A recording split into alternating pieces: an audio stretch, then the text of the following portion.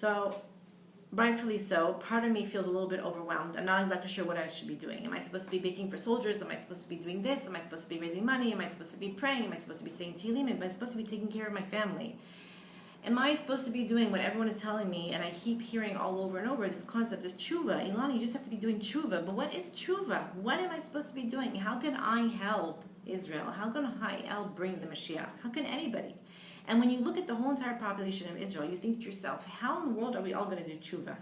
How are we going to do it? What is Techuva? Techuva is to come back, to return. To return to what? To return to your goodness, to return to your beauty, to return to HaKadosh Baruch Hu, to return to Hashem, to return to God.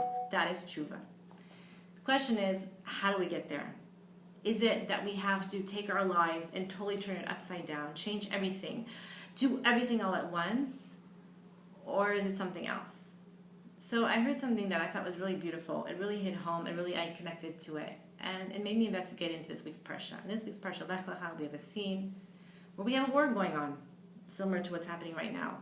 We have 5 kings against 4 kings. We have Abraham, and he has a nephew named Lot. Lot is taken captive. He's kidnapped. He's been taken hostage by a whole bunch of kings. The other 4 kings come, and they say to Abraham, we need help. They're bigger. There's more of them. Not to mention the fact that they took your nephew. Abraham says, okay, I'm coming to the rescue, I'm going to help. I need a little army here. So he takes 318 of his servants, of his men, to form an army.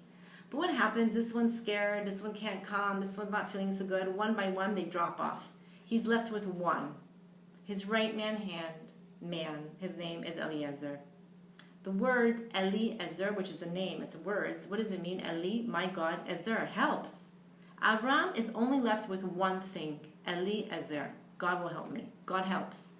They go out to battle, and guess what? They win the battle. They get back Lot. And we see that with this one thing, this one person, this one concept of Eliezer, they're able to do tshuva. They're able to return to Hashem. They're able to connect. They're able to win the war. Fast forward, you have a scene where there's a woman, her name is Hagar. She was the maidservant of Avram, and they had a son named Ishmael. Avram sends her off, she's left to go off into the desert. She's given a canteen, a flask of water, and her son Ishmael. There's no more water. It runs out. She sees her son, and she's like, okay, I get it. I'm giving up. That's it. I'm leaving him. I can't take this. I don't want to look. Let him just die. And what does she do? She puts him, it says in the Torah, one under the bush. One under. Echad, tachad, one under the bush. Now, the gematria of the word for bush, siach, is 318.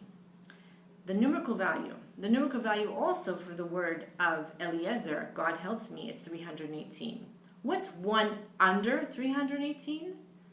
Which is 317, is the gematria, the numerical value for the word iyush, which means to give up. What is tshuva? Tshuva means I'm not giving up.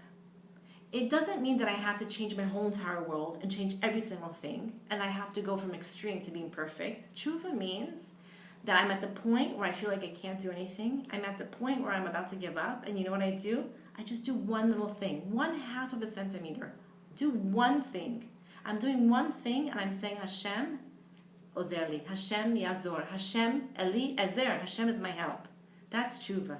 That's what we're being required right now. We're not being asked to change the world and do upside down things. We're asked to just do one thing. Whatever you're doing now, you're amazing, you're beautiful, you're wonderful. But if you could just up it one more, that's all Hashem's asking us, for all of us, to bring Mashiach, one thing. Eli, ezer. Shabbat shalom.